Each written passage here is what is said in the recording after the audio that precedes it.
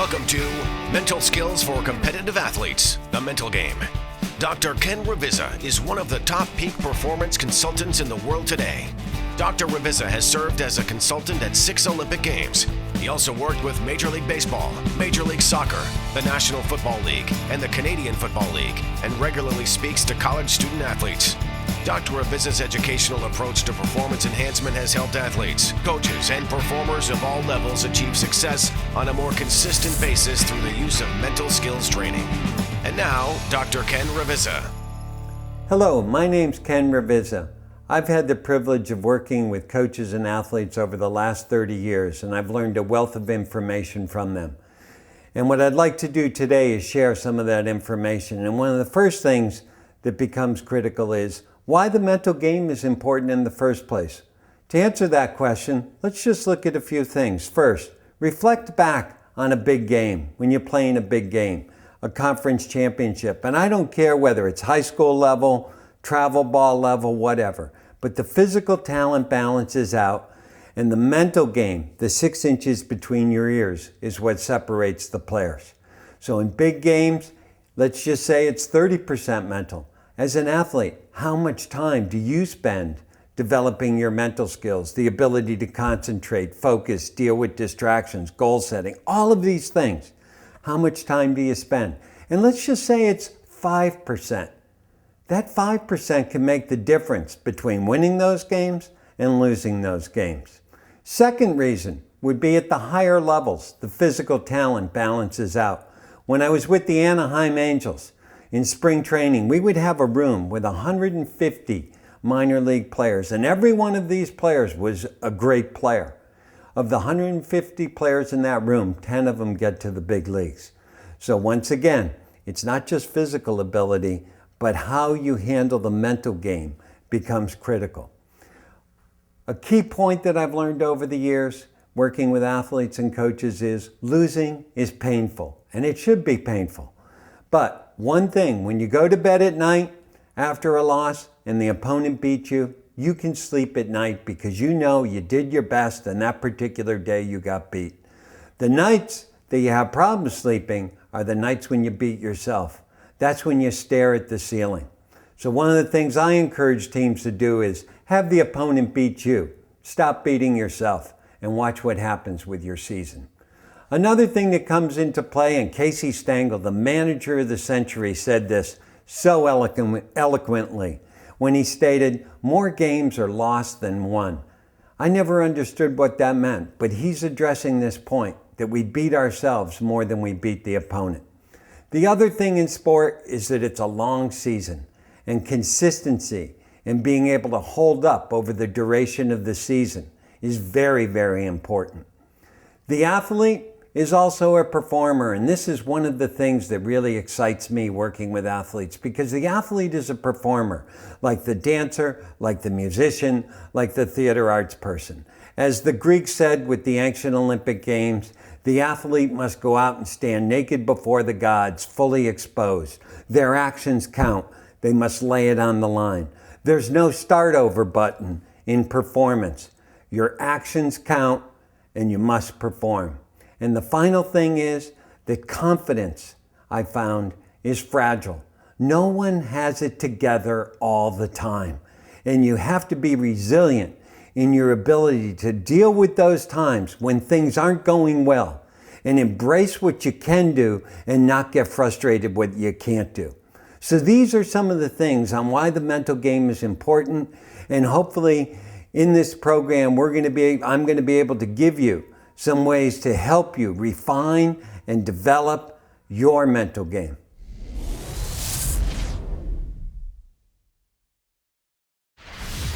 When I work with athletes, one of the first things we talk about why they play their sport, because this is what feeds the passion and commitment for what you do. Because one thing I've learned from my years of doing this work with athletes is elite level athletes have a love-hate relationship with their sport. They do not love it all the time. It's difficult. At times they hate their sport. There's no question about it. And one of the things that becomes critical is to fuel this passion and commitment for what you're doing, You have to keep some meaning and fulfillment in what you're doing. What I would like you to do is I want you to just try this exercise for a moment. Raise your hand up like this for 5 times, okay? 1, 2, 3, 4, 5. Great. Okay, now what I want you to do is I want you to raise that hand slowly up in the air.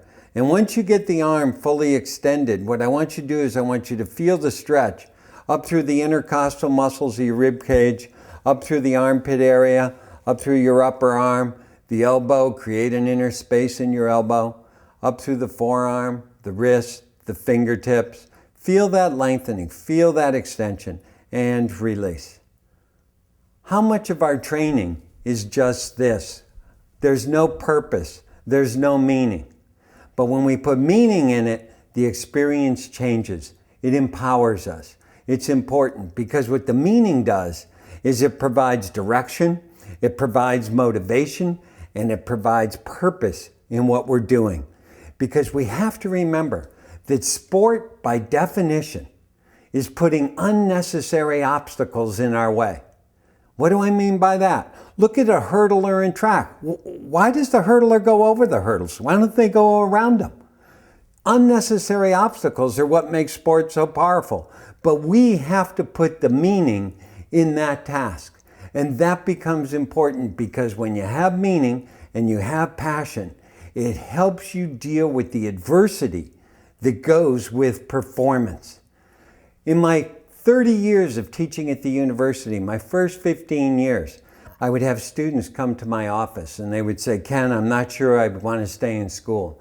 And I would sit down, I'd talk with them, I'd counsel them, I'd work with them, and then we'd come back and we'd meet. And after about 3 or 4 meetings, I really wasn't too good at talking students into staying in school.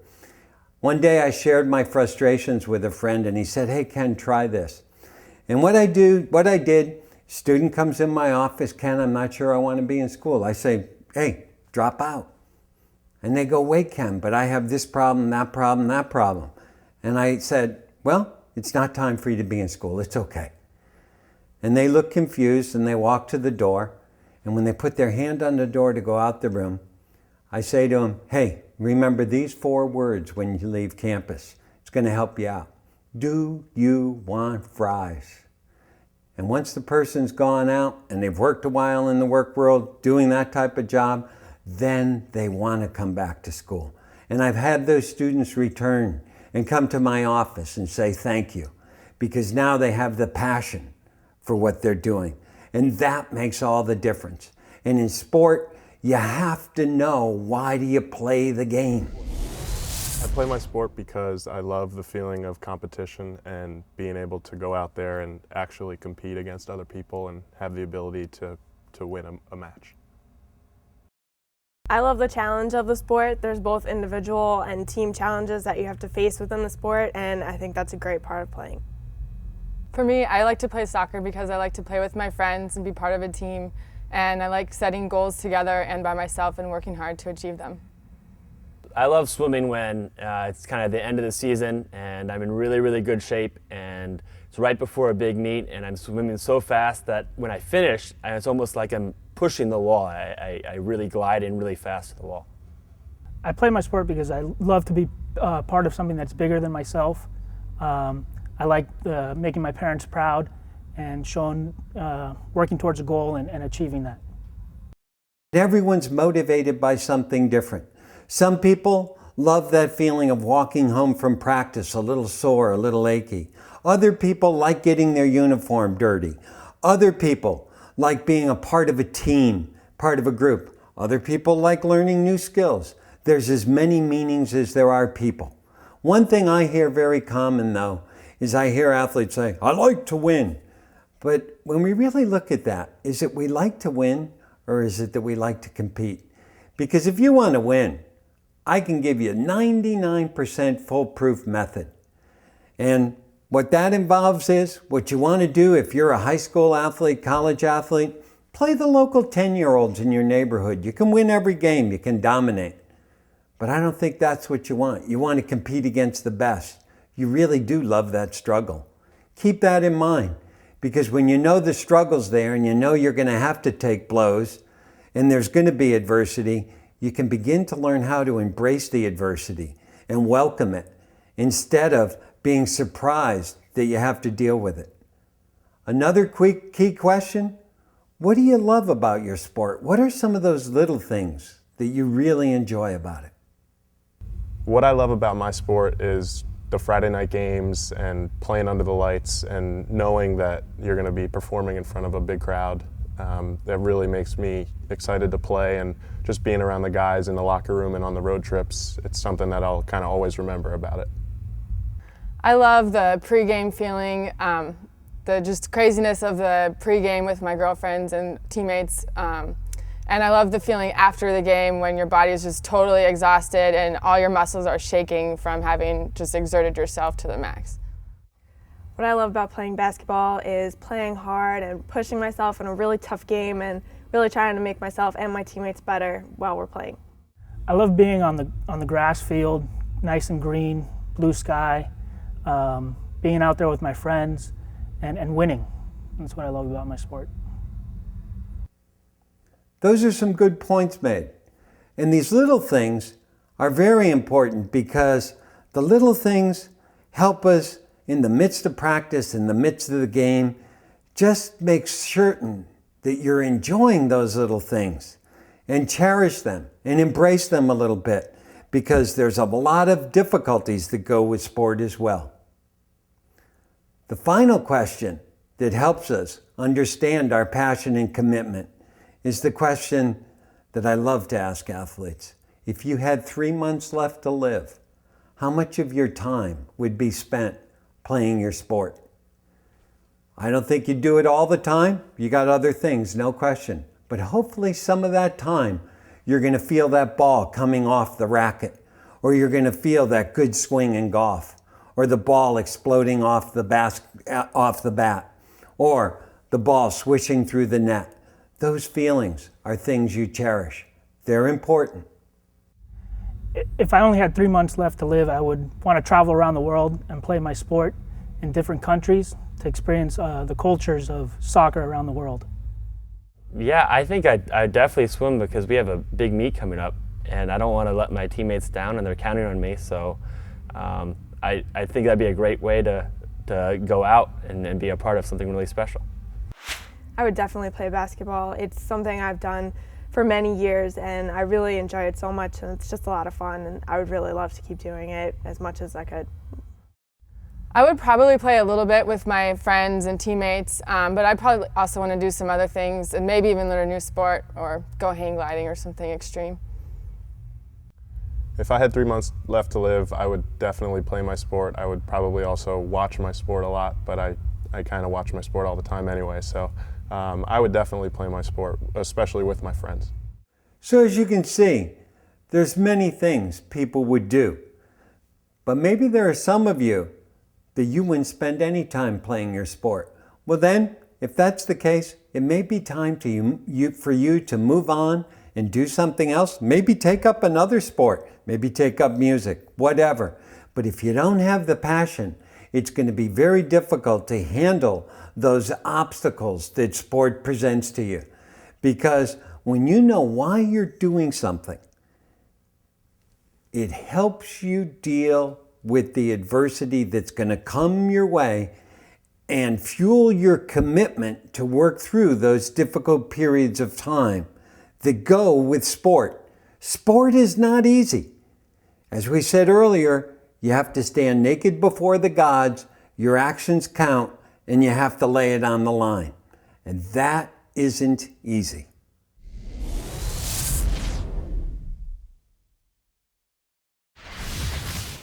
When you're going well, what are you doing? When you're playing at your best, I think a mini course in sports psychology is when you're going well, what are you doing? When you're going poorly, what are you doing?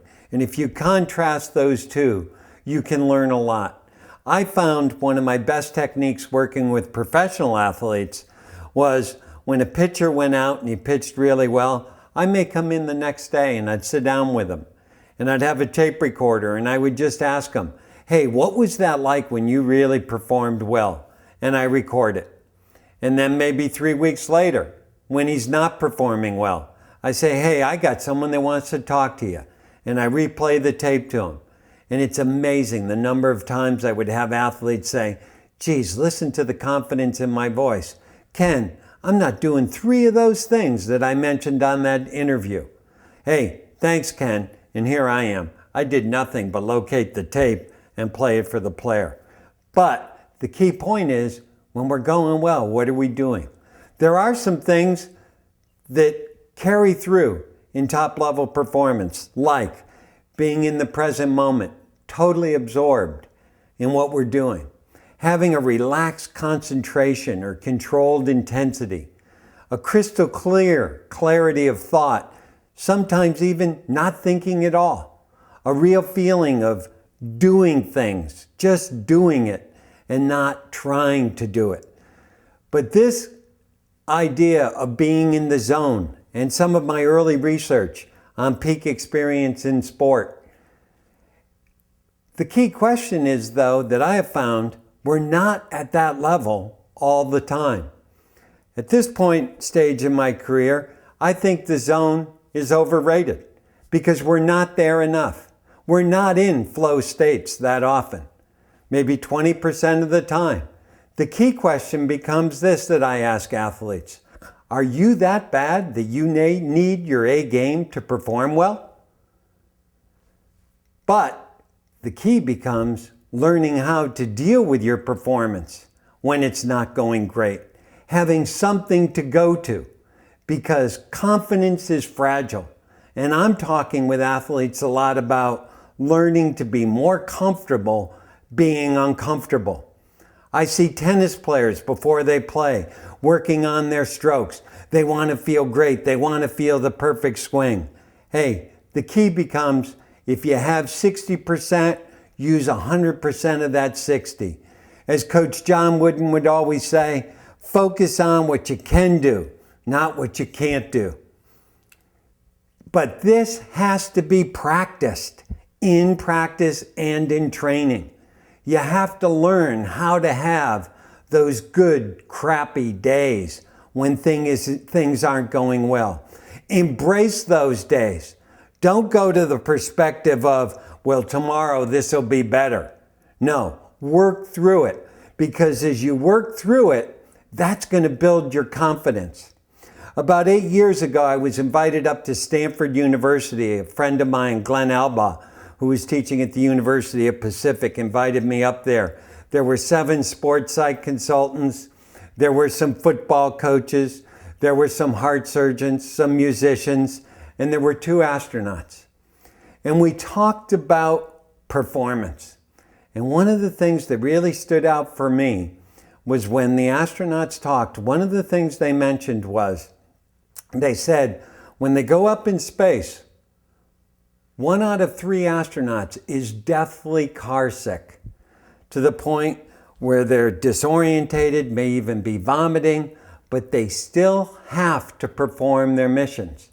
This sensation, this disorientation lasts for up to 3 days. But the first 3 days of the mission are where very important assignments have to be executed. And all they talked about was how be prepared for adversity, be ready to deal with it. They didn't sit down and just go om and think positive thoughts and use positive imagery. They did that, but more importantly, they practiced dealing with adversity. A wonderful movie is Apollo 13, and you'll see one of the astronauts in that movie is sick a lot of the early stages of the mission. And sometimes I show that video to athletes. So this idea of learning to be comfortable, being uncomfortable, embrace it instead of being afraid of it and shocked by it. Because the key becomes having something to go to when adversity hits. And is adversity going to hit? Definitely. Why are you surprised? You're playing against the top level performers.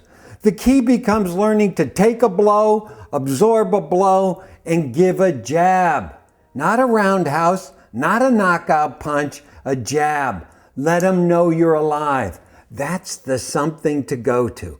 And the something to go to, you got your coaches that have worked with you. You got your teammates. Go to your teammates.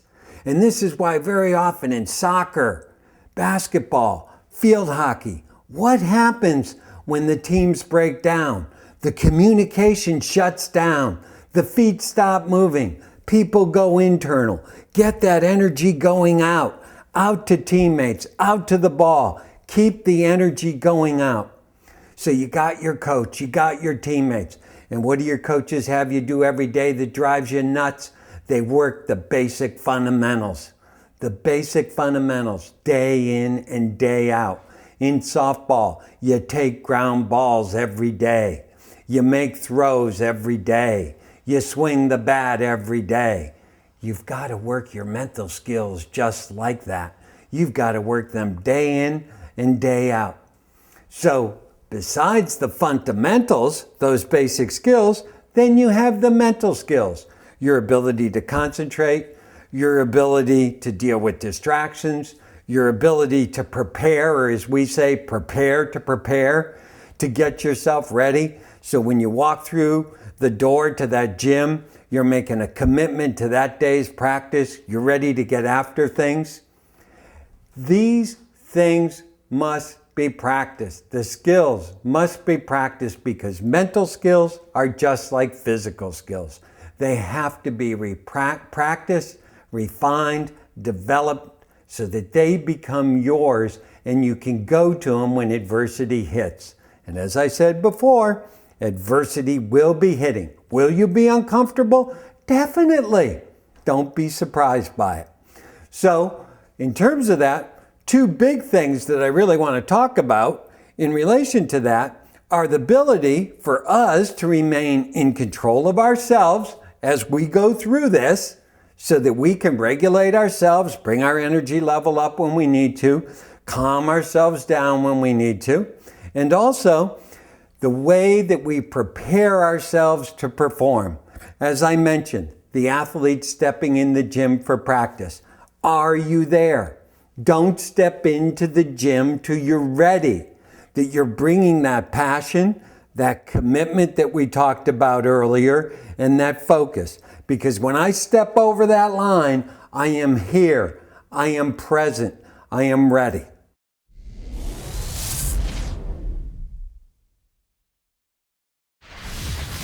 The important thing with learning to control yourself is that you have to take responsibility for your performance.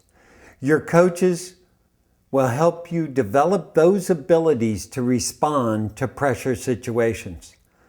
And that responsibility, the ability to respond, is critical. It takes physical skills and it takes the mental skills. Now, how the responsibility plays itself out? As an athlete, you don't have control of what goes on around you. You only have control of how you choose to respond to it. There are the controllables and the uncontrollables. And so often, athletes focus on the uncontrollables. Umpires, playing time, field conditions, weather, starting times, all sorts of factors that you don't have control of. All you have control of is your attitude, your effort, and your focus. And that's where you want to put your attention. Second part of responsibility is you got to be in control of yourself before you control your performance. Self-control leads to body control, leads to skill control. Oftentimes, the skill breaks down not because of mechanical issues, but because of a tendon that I discovered when I was working at the Atlanta Olympics. It's called the sphincter cranial tendon. It's the tendon that runs from the buttocks area up the spinal column. And when you get that tight buttocks, what it does is it gets your thinking all distorted. So one of the key things we have to learn is to control ourselves before we control the performance. Recently, I was doing a seminar for a Little League team, a whole bunch of Little League teams. And when I was done talking, I can still remember this kid, about 11 years old, little boy coming up to me and he said, "Mr. Ravizza, really what you're saying is attitude is a decision." And I said, "You know, you're absolutely right." I stole it from that little 12-year-old. Fascinating. The other thing you have to take responsibility for is learning to manage the moment and play the game in the present moment. Because you have to be present to perform, you have to be present to learn, and you have to be present to win. And to be present and take the game one thing at a time, take the performance one moment at a time, there are 3 things that we're going to talk about that you've got to take responsibility for. As we mentioned, be in control.